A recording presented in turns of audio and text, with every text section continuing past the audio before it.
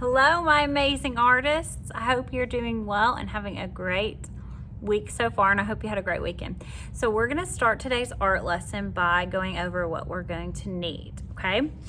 So today what you're going to need is a piece of paper, any color. Mine's going to be white today. And then you're going to need some strips of paper. Now, if you don't have the colored paper, that's okay. Just get some crayons or markers and you can color the strips the right color or whatever color you want, depending on what grade you're in. You are also gonna need some glue. Now, my glue is gonna look a little different than yours. I use a glue cup and a glue brush. You can use squirt glue or you can use a stick of glue, whatever you have at your house, okay?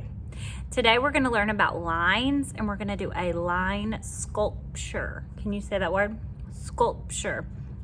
A sculpture is a piece of art that you can see all the way around. So this is kind of like what we're going to do today. This is a sculpture. You can see the front, you can see the side, you can see the back, and you can see the other side. You can even see the top. Okay, we're going to make our art stand up like a sculpture. Okay, before we get started with our sculpture, let's talk about some different types of lines. Lines are super important in art, okay? They're not just important in art, but they're also important in your classroom because lines help you to draw pictures and lines help you to write your name. If you were gonna draw a big, what do you think this is gonna be? Yep, rainbow. What kind of lines do you need?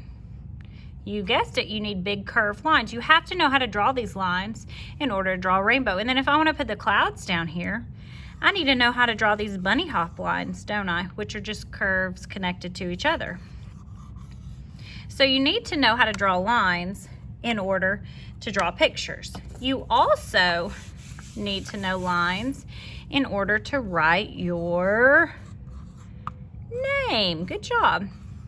If you don't know how to make a straight line, you can't make an L. If you don't know how to make a curved line, you can't make an A. So let's go over some types of lines that we want to learn about in art this year. Here's our first one. You ready? What is that one? That's a zigzag. Very good. A zigzag is nice and pointy. It's got sharp points on it.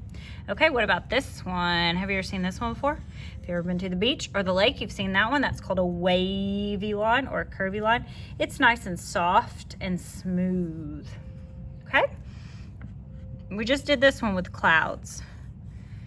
Most people don't know the name of this one. It's a little bit tricky. It's called a scallop line. I also like to call it a bunny hop line because I think it looks like a bunny hopping. Okay, where have you seen one like this before? On the road, that's called a dotted or a dashed line. Okay, and sometimes you might even see two lines really close together like that. That's called a double line or a parallel line. There's also lines that are thick and lines that are thin.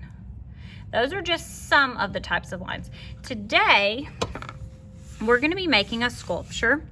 Kindergarten is gonna be using curves and spirals, okay? First grade is going to be using curves, spirals, and zigzags, all right? Okay, get your strips of paper ready, here we go. All right, my kindergartners, so first line we're gonna be using or making is a curved line with our strip of paper, okay? So if I just make a curve and I try to put it on my piece of paper, look what happens.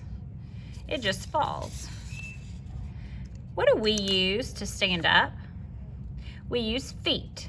So what we're gonna do is we're gonna take our piece of paper and we're gonna get a chomper and we're gonna chomp the sides down and give our paper some feet. So now my curve has some feet and he can walk, right? I'm gonna take my feet and if I just try to put them on the paper like this, it still falls. So what do I need? I need some glue.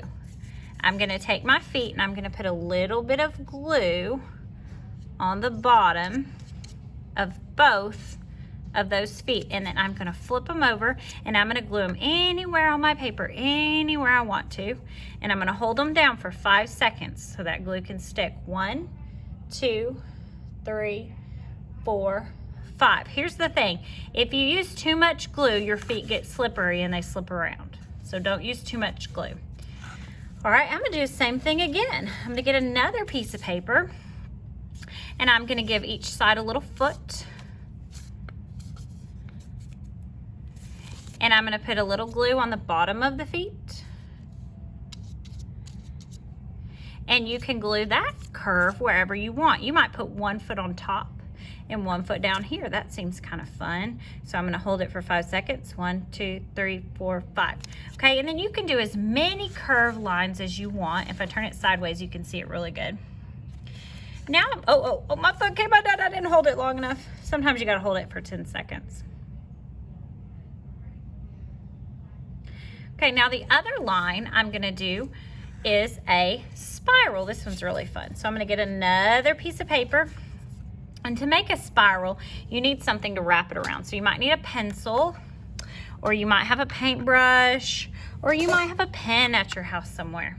Grab one of those things. I'm gonna use the pencil. And you're gonna put it at the very top of your paper like this. And you're gonna take this piece of paper and wrap it up and around that pencil. Then you gotta pinch it tight with your fingers so it doesn't come unraveled. And you're gonna roll it. And you're gonna keep rolling it all the way till you run out of paper like that. After you've got it rolled around that pencil, pull the pencil out, and when you open it, oops, dropped it, jumped away, you'll have a spiral. Isn't that pretty? All right, now a spiral needs a foot to stand on too. So I'm gonna take the bottom of my spiral and I'm gonna fold it backwards and put a little glue there on the bottom. And then I'm gonna stick that somewhere, and you can stick that one anywhere you want on your sculpture. All right, and you can do as many lines, oh man, that foot will not stay. You can do as many lines as you want, and you can make your sculpture, you can build it really tall, you can build it all around your paper, however you want to. And then you're gonna have a line sculpture with your curved lines and your spiral lines. All right, have fun, boys and girls.